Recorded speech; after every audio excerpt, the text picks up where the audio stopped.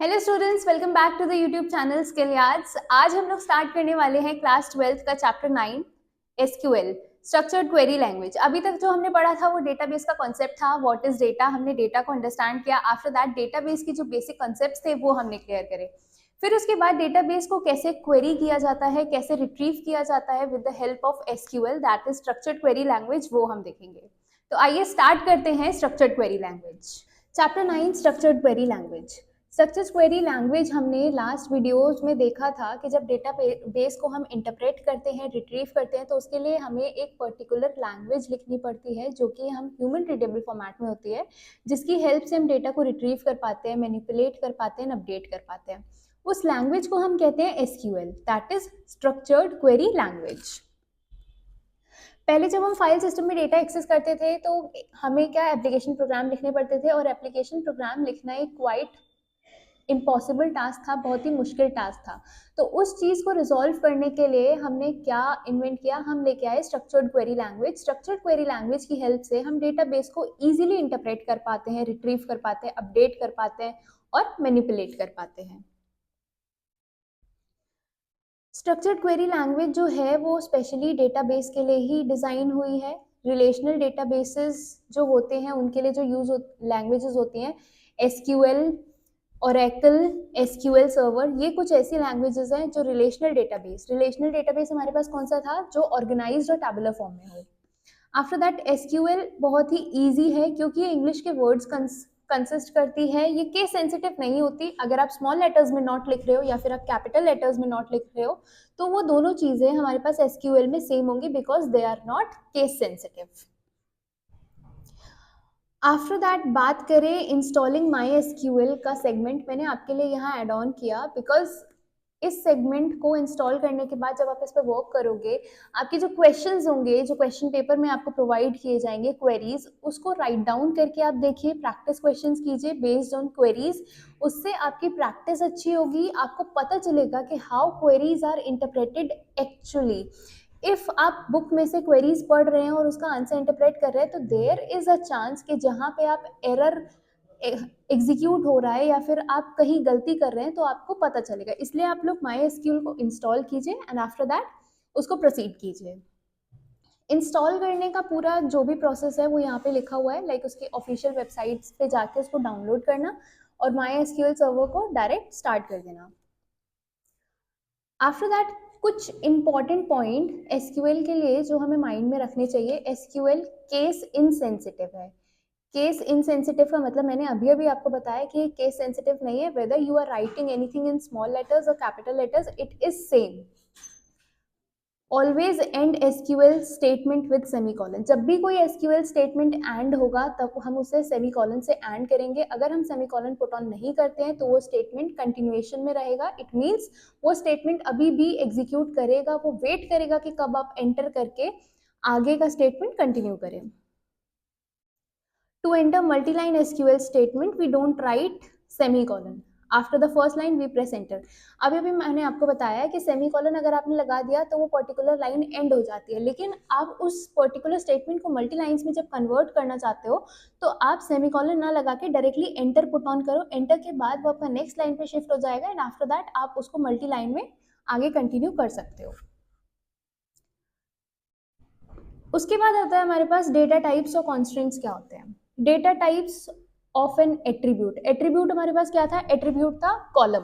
एक particular column को हम क्या कहते हैं, एट्रीब्यूट। तो उस एट्रीब्यूट का डेटा टाइप क्या होगा कि उस कॉलम में किस टाइप का डेटा हम पुट ऑन करेंगे, कैसा डेटा होगा, वो इंटीजर डेटा होगा, नंबर के फॉर्मेट में होगा, डेसिमल होगा, स्ट्रिंग्स होंगे या फिर कैरेक्टर्स होंगे। ये सारी चीजें किस टाइप का डेटा हम पुट ऑन करेंगे उसके लिए हम उसे डिफाइन करने के लिए हम यूज करते हैं डेटा टाइप। यहाँ पे हमारे पास कुछ एग्जाम्पल्स हैं, कॉमन एग्जाम्पल्स हैं, लाइक कैरेक्टर। कैरेक्टर मतलब एक पर्टिकुलर कैरेक्टर आपको यूज करना है। varchar means variable character. Character का जो लेंथ है वो हमारा फिक्स रहता है अप टू 10 कैरेक्टर्स। जब हम कैरेक्टर डेटा टाइप यूज करते हैं तो हम अप टू 10 कैरेक्टर्स उस पर्टिकुलर वेरिएबल में या स्टेटमेंट में यूज कर सकते हैं। बट हम varchar जब यूज करते हैं तो varchar की लिमिट्स जो होती है वो 10 से ज्यादा होती है। इसलिए जब हमें कुछ बड़ा कैरेक्टर्स और स्ट्रिंग स्टोर करनी होती है, लाइक आपको अपना एड्रेस स्टोर करना है, तो उस डेटा टाइप में आप क्या डिफाइन करोगे, वैरकैर। वैरकैर एक पर्टिकुलर लिमिट के साथ आप डिफाइन कर दोगे, वेदर इट इज 30 और 50 वर्ड्स, उसको आप वहाँ पे डिफाइन कर दोगे, जिससे कि आपके लिए हेल्पफुल होगा कि आप उस पर्टिकुलर एट्रीब्यूट में वो डेटा टाइप पुट ऑन कर सको। इंटीजर हमारे पास है, फ्लोट है, डेट है। डेट का फॉर्मेट जो हम एसक्यूएल में फॉलो करते हैं वो होता है year, month and day. Constants की बात करें तो कॉन्स्टेंट्स क्या होता है, कॉन्स्टेंट्स एक सर्टेन टाइप का रेस्ट्रिक्शंस होता है जो हम एट्रीब्यूट्स पे लगाते हैं, लाइक हमें किसी पर्टिकुलर एट्रीब्यूट में, आपके पास एक स्टूडेंट टेबल है, उसमें आपको रोल नंबर पुट ऑन करना है, तो उस रोल नंबर एट्रीब्यूट जो आपके पास होगा उसमें आप कॉन्स्टेंट्स लगा देंगे कि यहाँ पे आपको सिर्फ नंबर ही पुट ऑन करना है। इन केस अगर आपने वहाँ पे अल्फाबेट पुट ऑन करा तो that sequence will be wrong और वो एक ऑर्डर्ड फॉर्मेट नहीं होगा, उसको रिलेशनल डेटाबेस हम कंसिडर नहीं कर पाएंगे और आगे इंटरप्रेट नहीं कर पाएंगे।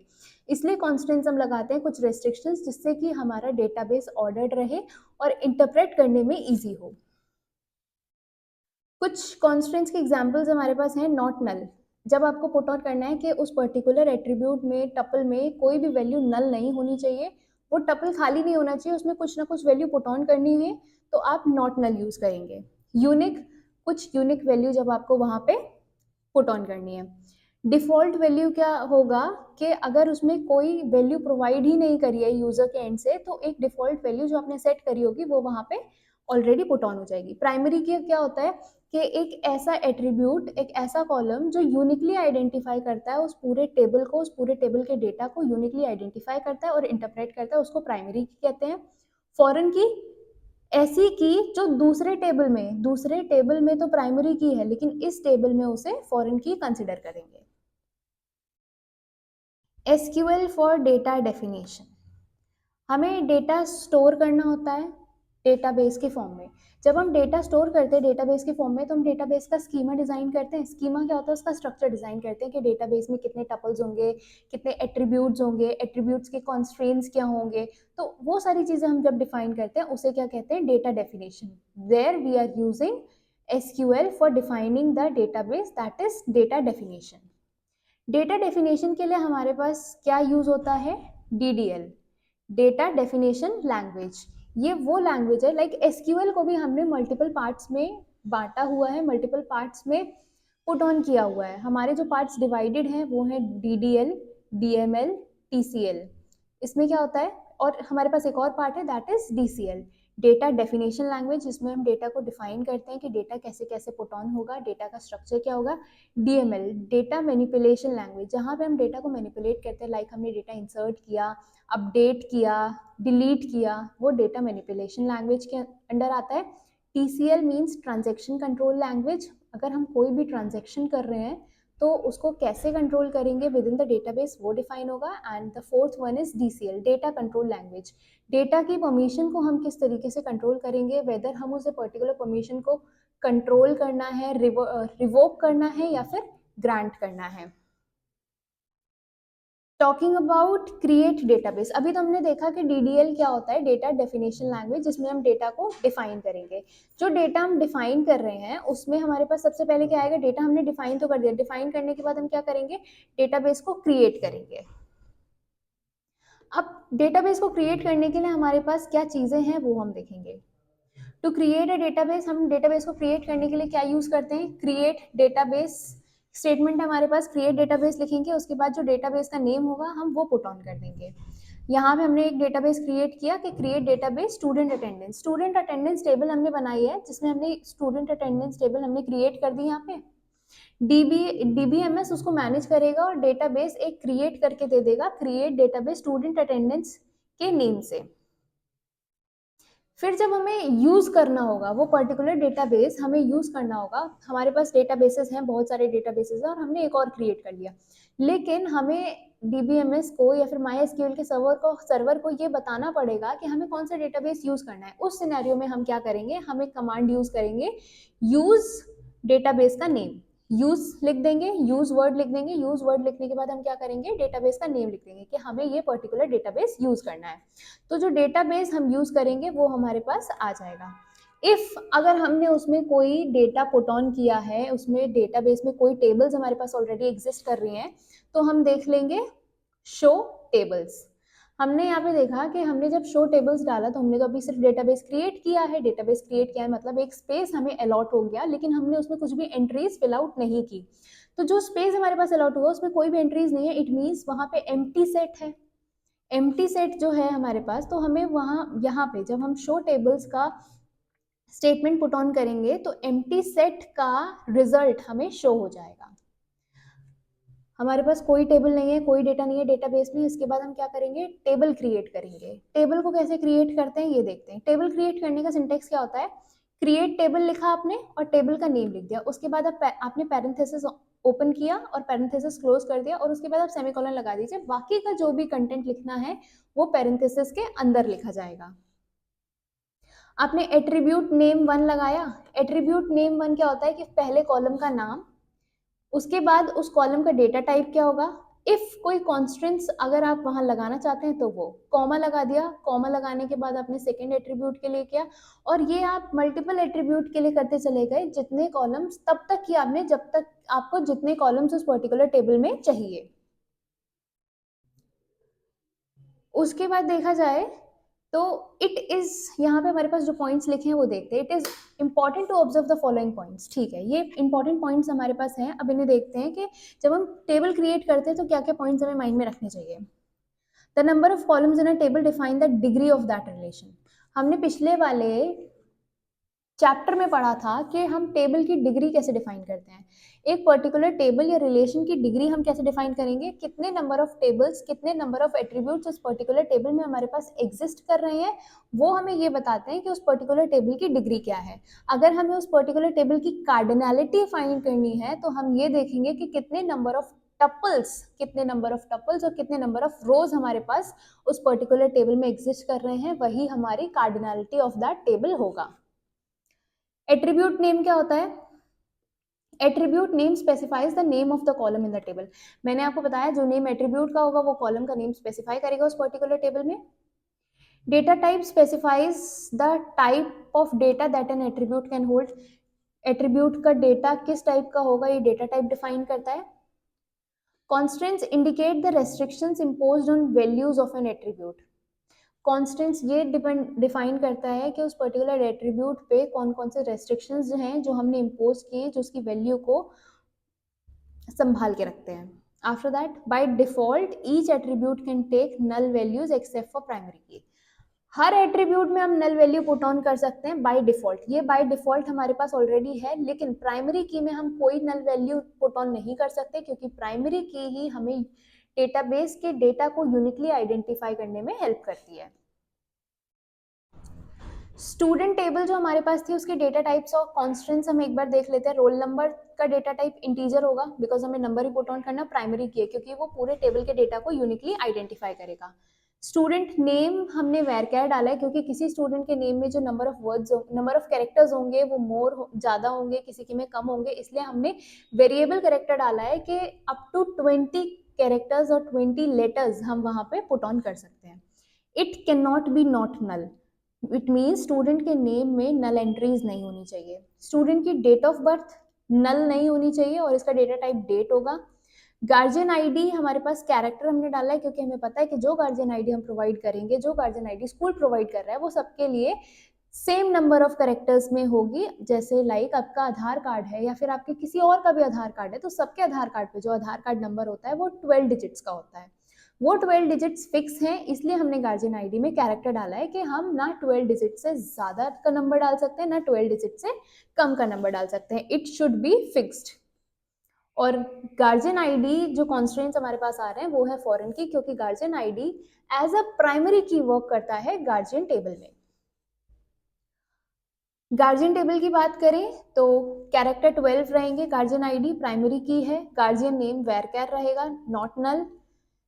गार्जियन फोन नंबर यूनिक होना चाहिए, नल भी हो सकता है और यूनिक तो होना ही चाहिए। उसका कैरेक्टर हमने 10 डाला है क्योंकि 10 डिजिट्स का ही फोन नंबर होना चाहिए, ना उससे ज़्यादा ना उससे कम।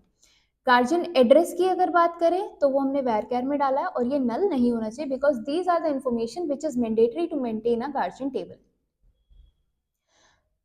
अटेंडेंस टेबल जो है उसमें अटेंडेंस की डेट फॉर्मेट में होगी, और अटेंडेंस की डेट यहाँ पे दो प्राइमरी कीज है हमारे पास, एक प्राइमरी की अटेंडेंस डेट है, एक प्राइमरी की रोल नंबर है। क्या आप रोल नंबर से अटेंडेंस टेबल में पता लगा सकते हैं कि रोल नंबर की हेल्प से आप अटेंडेंस टेबल को यूनिकली आइडेंटिफाई कर सकते हैं? नहीं, आपको पता ही नहीं चलेगा कि कौन सा स्टूडेंट किस डेट पे प्रेजेंट था। तो इसलिए आपको अटेंडेंस डेट की भी हेल्प लेनी पड़ेगी कि हाँ, इस पर्टिकुलर डेट को ये पर्टिकुलर स्टूडेंट जो इसका रोल नंबर 1 है ये प्रेजेंट था। इन दोनों की हेल्प से जब आप ये दो एट्रीब्यूट्स, ये दो कॉलम्स कंबाइन करोगे, तब आप पूरी टेबल को यूनिकली आइडेंटिफाई कर पाओगे। तो मैंने आपको बताया था कि कंपोजिट प्राइमरी की हमारे पास होती है। कंपोजिट प्राइमरी की क्या होती है?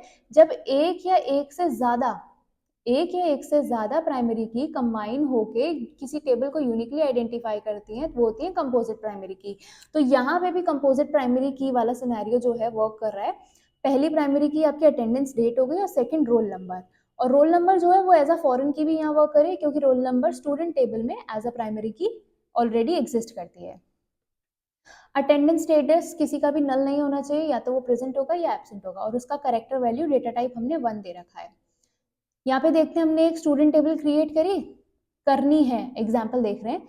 स्टूडेंट टेबल क्रिएट करने के बाद रोल नंबर लिख दिया, उसका डेटा टाइप लिख दिया, स्टूडेंट नेम का, स्टूडेंट डेट ऑफ बर्थ का, गार्जियन आईडी, और प्राइमरी की हमने क्या बना दिया? Roll number. उसके बाद जो हमारा पैरेंथेसिस ओपन हुआ था टेबल क्रिएट करने के टाइम पे, उसको हमने सेमीकोलन से क्लोज कर दिया।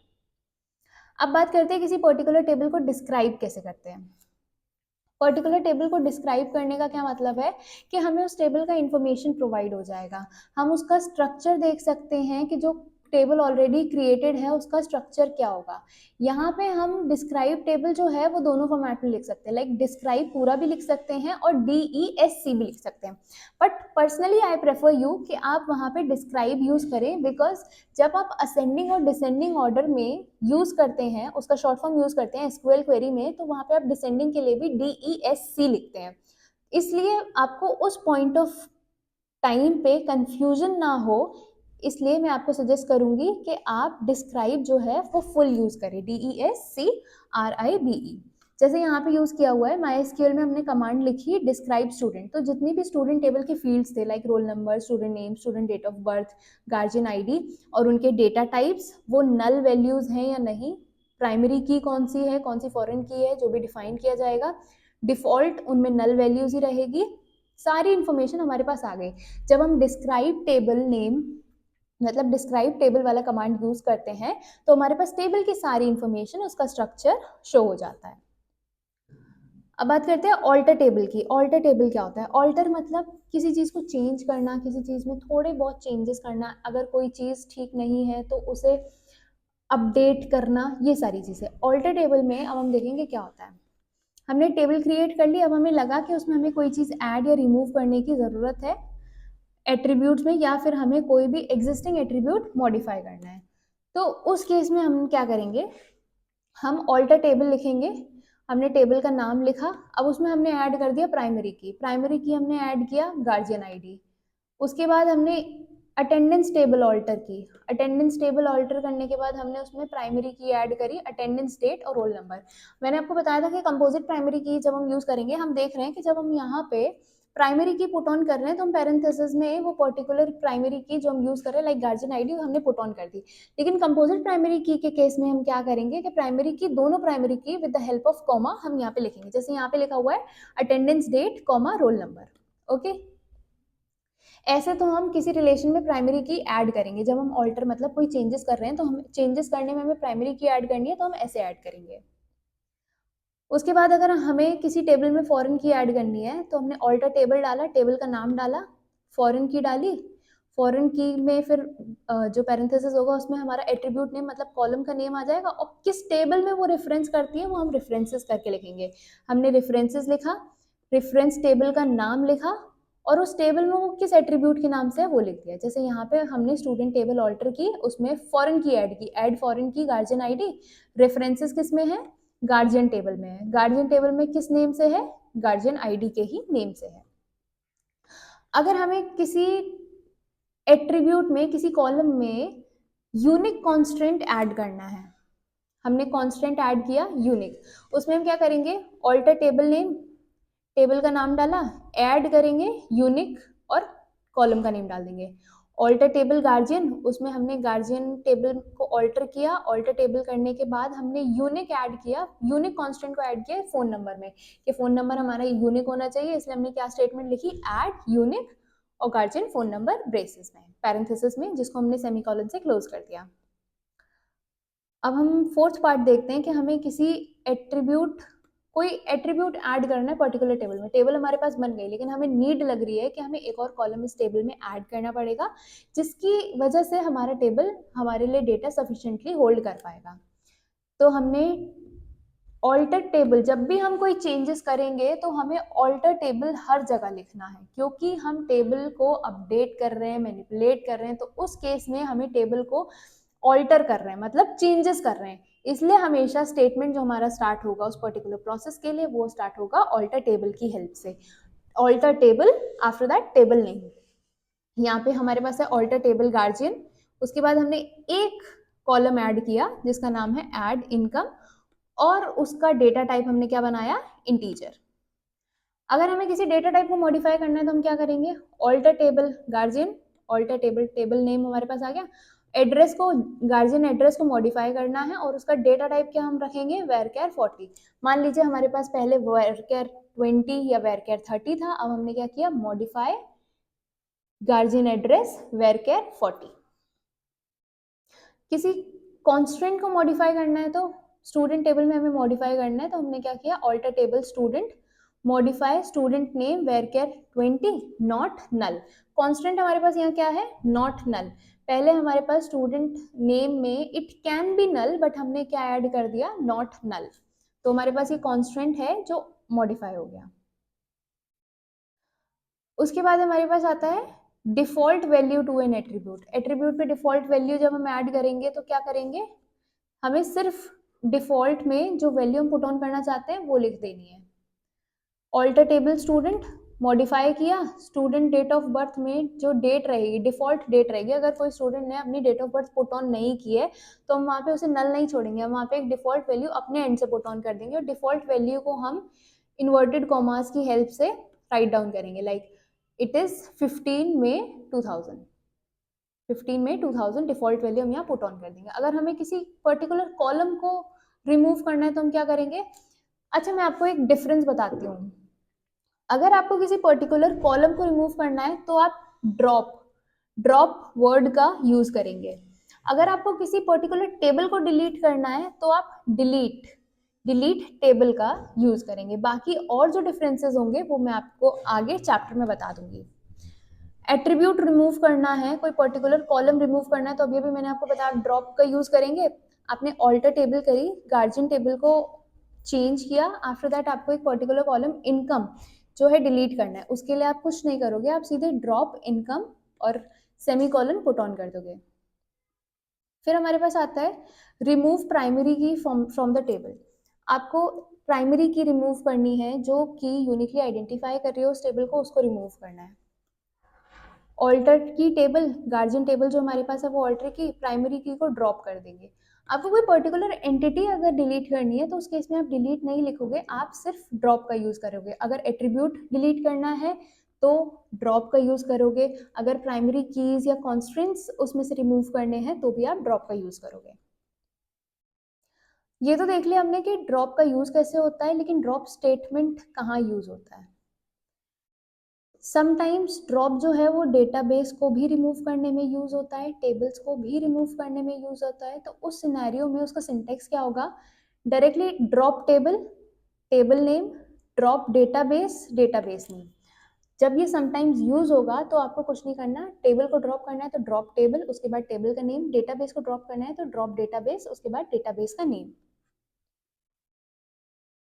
फिर हमारे पास आता है एसक्यूएल फॉर डेटा मैनिपुलेशन। हमने डेटा डेफिनेशन देख ली। डेटा डेफिनेशन में क्या होता था, डेटा डेफिनेशन में हम डेटा को डिफाइन करते थे, उसका स्ट्रक्चर देखते थे, क्रिएट करते थे, टेबल्स को कैसे कॉन्स्टेंट्स और डेटा टाइप्स की हेल्प से, कीज की हेल्प से, वो हमने देख लिया। डेटा मैनिपुलेशन, डेटा मैनिपुलेशन में हमें हमारे पास क्या आता है, insertion of data, updation of data and deletion of data. ये 3 मेजर पार्ट्स हैं जो हम इसमें कवर करेंगे। इंसर्शन ऑफ रिकॉर्ड्स क्या होता है, इंसर्शन ऑफ रिकॉर्ड्स मतलब आपने डेटाबेस क्रिएट किया, डेटाबेस क्रिएट करने के बाद आपने टेबल्स क्रिएट करी, टेबल्स क्रिएट करने के बाद जब आप उसमें डेटा पुट ऑन करोगे, इंसर्ट करोगे, तो वो होगा हमारे पास insertion of records. Insertion of records के लिए जो स्टेटमेंट हमारे पास यूज होता है वो होता है insert into statement. Insert into statements वो होता है जो न्यू रिकॉर्ड्स को पुट ऑन करने के लिए होता है। इंसर्ट इनटू हमने लिखा, सिंटेक्स यही रहेगा कि इंसर्ट इनटू टेबल नेम, इस पर्टिकुलर टेबल में हमें इंसर्ट करना है इसलिए इंसर्ट इनटू टेबल नेम। फिर उसके बाद वैल्यूज लिखेंगे हम। वैल्यूज लिखने के बाद जो भी वैल्यूज होंगी फर्स्ट एट्रीब्यूट में, सेकंड एट्रीब्यूट में, थर्ड एट्रीब्यूट में, वो line by line with the help of commas हम पुट ऑन कर देंगे। यहाँ पे जो एग्जाम्पल हमारे पास, हमें गार्जियन टेबल में वैल्यूज पुट ऑन करनी है। वैल्यूज हमारी क्या है, फर्स्ट गार्जियन आईडी है, उसके बाद guardian name, guardian phone number and guardian address. जब हमने ऐसे ही with the help of commas हमने यूज किया और पुट ऑन किया तो हमारे पास क्या टेबल आती है, हमारे पास टेबल वही आती है जो हमने डेटा पुट ऑन किया था। गार्जियन आईडी है, guardian name, guardian phone number and guardian address. ये तो हमने देख लिया कि हम डेटा कैसे इंसर्ट करते हैं, बट एक और एडिशनल थिंग जो मैं आपको बताऊंगी वो ये है कि आपने डेटा पुट ऑन कर दिया बट आप उस टेबल को देखोगे कैसे, आपको पता तो चले कि आपने डेटा क्या पुट ऑन किया है, आपने कहाँ पे मिस्टेक्स किए। तो उस सिनेरियो में आपको टेबल को वेरीफाई करना होगा। टेबल को वेरीफाई करने के लिए आपको एक ऐसा स्टेटमेंट राइट डाउन करना होगा जिससे आप टेबल को देख सको। तो उस स्टेटमेंट क्या होता है, स्टेटमेंट होता है सिलेक्ट। सिलेक्ट, यहाँ पे आप देखिए ये सिलेक्ट वाली स्टेटमेंट आपके पास है। सिलेक्ट वाली स्टेटमेंट के बाद आपने ये साइन लगाया, साइन लगाने के बाद फ्रॉम गार्जियन आपने सिलेक्ट किया, किस टेबल में से, गार्जियन में से। तो यहाँ क्या होगा, आपके जितने भी डेटा होगा उस पर्टिकुलर टेबल में वो आपके पास सिलेक्ट होके आ जाएगा। और यहाँ पे आपको एस्टेरिक का साइन लगाना है। अब हमारे पास पॉइंट आता है कि हमें अगर किसी पर्टिकुलर कॉलम या पर्टिकुलर एट्रीब्यूट में वैल्यूज इंसर्ट करनी है तो उस केस में हम क्या करेंगे। हमने टेबल में इंसर्ट किया, कॉलम 1, कॉलम 2, कॉलम 3, जिस जिस कॉलम में हमें करना है, उसके बाद उन्हीं के रिस्पेक्टिव हमने वैल्यूज लिखी। लाइक हमें डेटा पुट ऑन करना है गार्जियन आईडी, गार्जियन नेम और गार्जियन एड्रेस। हमें guardian phone number put on ही नहीं करना, हमें गार्जियन फोन नंबर नहीं इंसर्ट करना। तो उस केस में हमने गार्जियन आईडी, गार्जियन नेम और गार्जियन एड्रेस लिख दिया और उसकी जो भी वैल्यूज हैं वो पैरेलल में यहाँ पे पुट ऑन कर दी। जैसे ऊपर फॉर्मेट जो हमने फॉलो किया एट्रीब्यूट्स के लिए, सेम फॉर्मेट हम वैल्यूज पुट ऑन करने के लिए फॉलो करेंगे।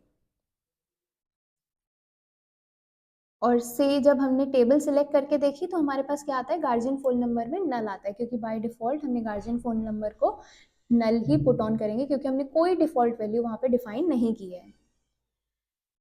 अब हमारे पास एक स्टूडेंट टेबल है जो हमने रेफरेंस के लिए ले ली है। इसके लिए देखेंगे कि डेटा क्वेरी के लिए एसक्यूएल को कैसे यूज करते हैं।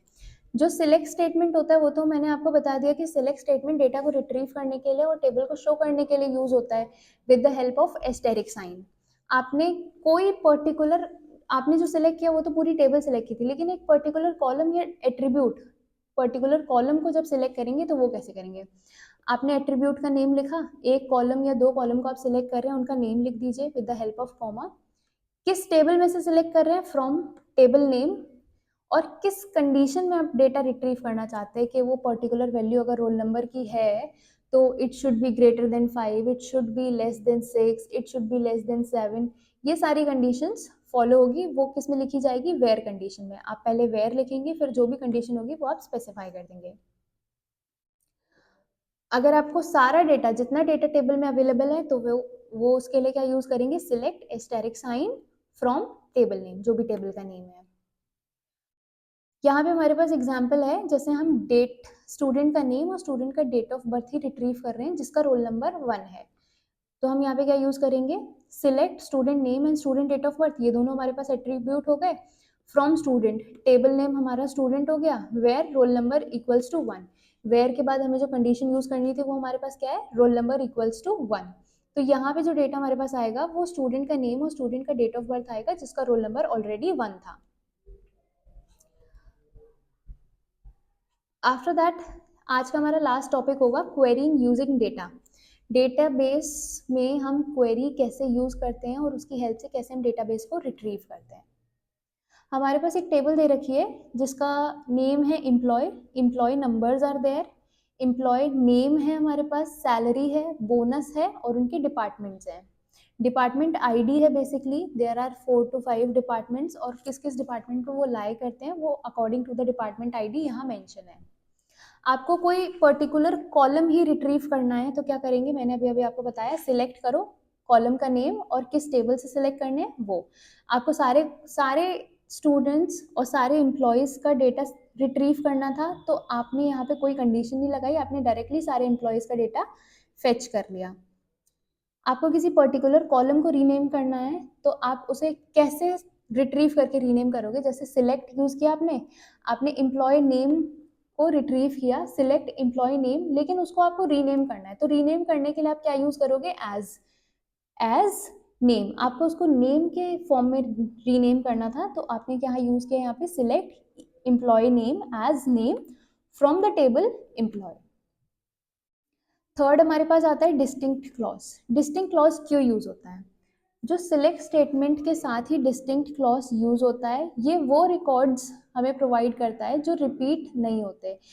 एक टेबल में कुछ ऐसे रिकॉर्ड्स होंगे जो बार बार रिपीट कर रहे होंगे, समटाइम्स डेटा में रिडंडेंसी रहती है, तो उस रिडंडेंसी को रिड्यूस करने के लिए जो हम क्लॉज यूज़ करते हैं वो होता है हमारे पास डिस्टिंक्ट क्लॉज।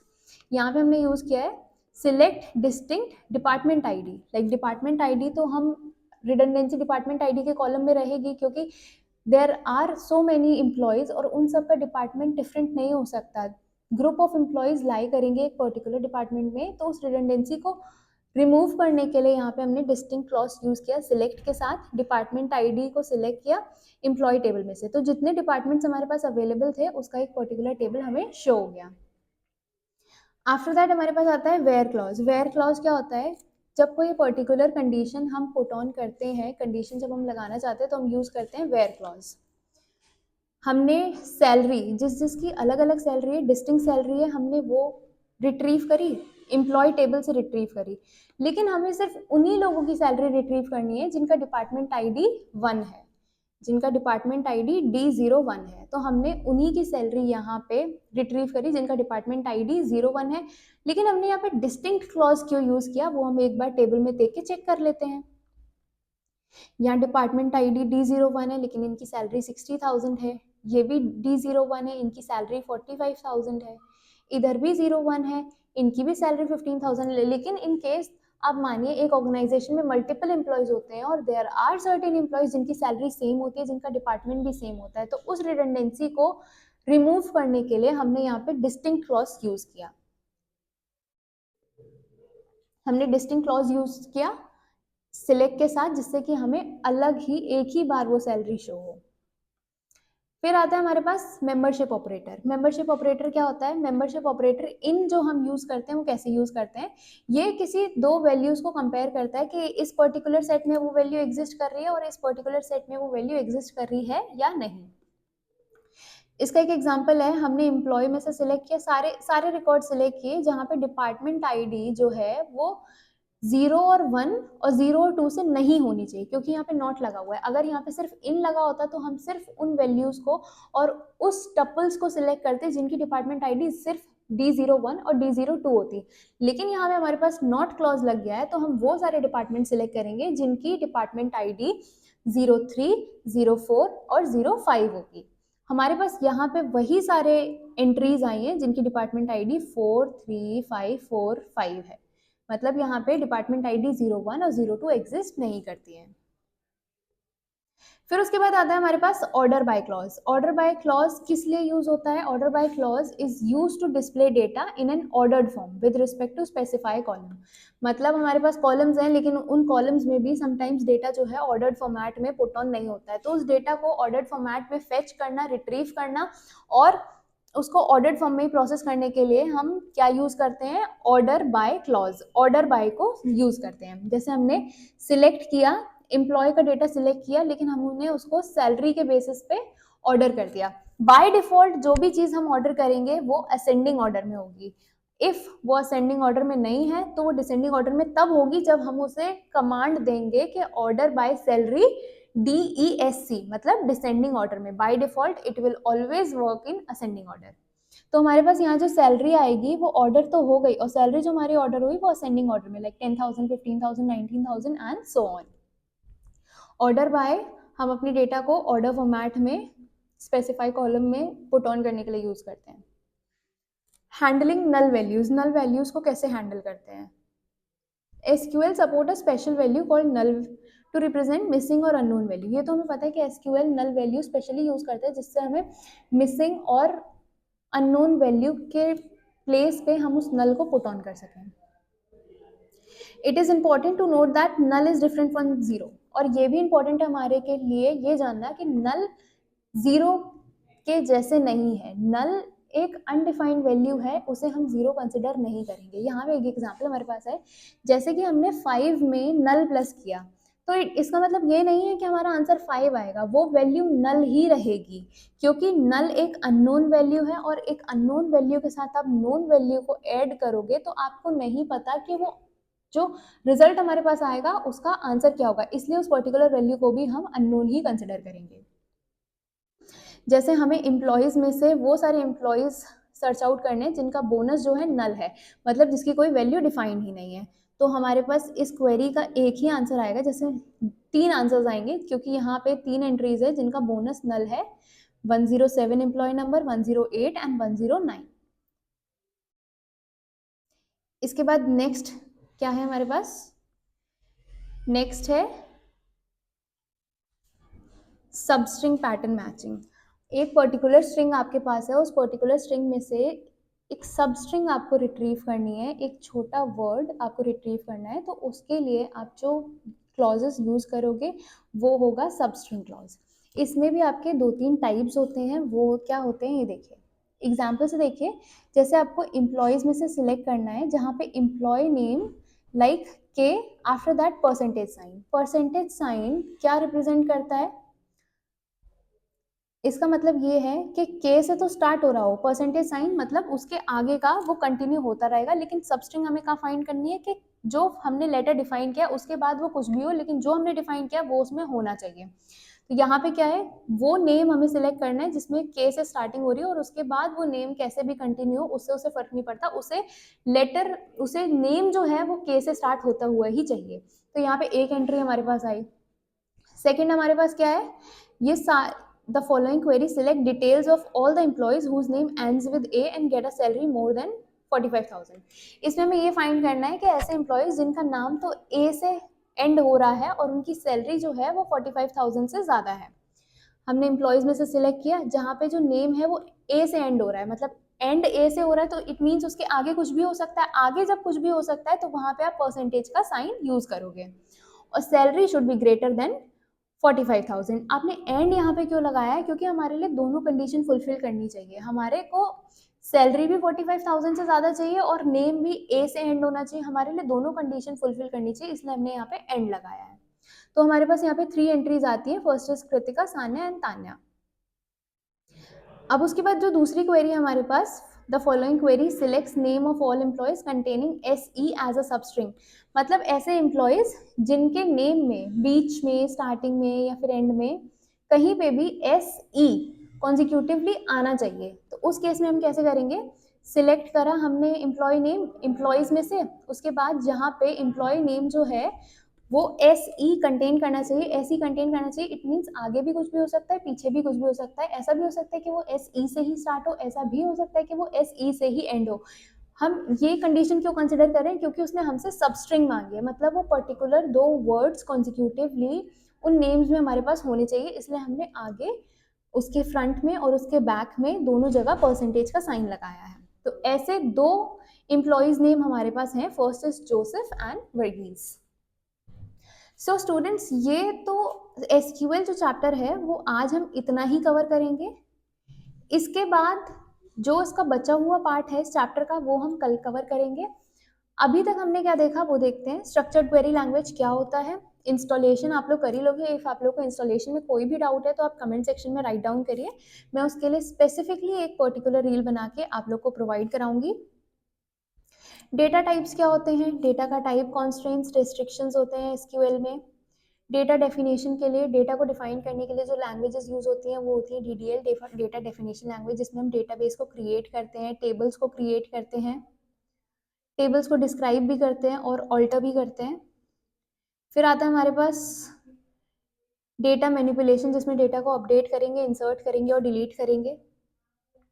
इंसर्शन हमने देख लिया, डेटाबेस की क्वेरी हम कैसे क्वेरी लिखते हैं, कैसे रिट्रीव करते हैं डिफरेंट फॉर्मेट्स में, कॉन्स्टेंट्स में, डेटा टाइप्स में, ये सारी चीज़ें वेयर क्लॉज के साथ, मेंबरशिप ऑपरेटर इन के साथ, ऑर्डर बाय क्लॉज और सबस्ट्रिंग पैटर्न।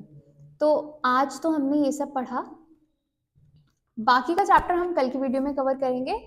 आज के लिए इतना ही। जब तक के लिए इस चैप्टर को पढ़िए, एसक्यूएल की क्वेरीज राइट डाउन करिए, एसक्यूएल को इंस्टॉल करिए। अगर कोई भी प्रॉब्लम आती है एसक्यूएल क्वेरीज लिखने में तो वो आपको अभी पता चल जाएगी, और कमेंट सेक्शन में अपने डाउट्स को पुट ऑन करिए।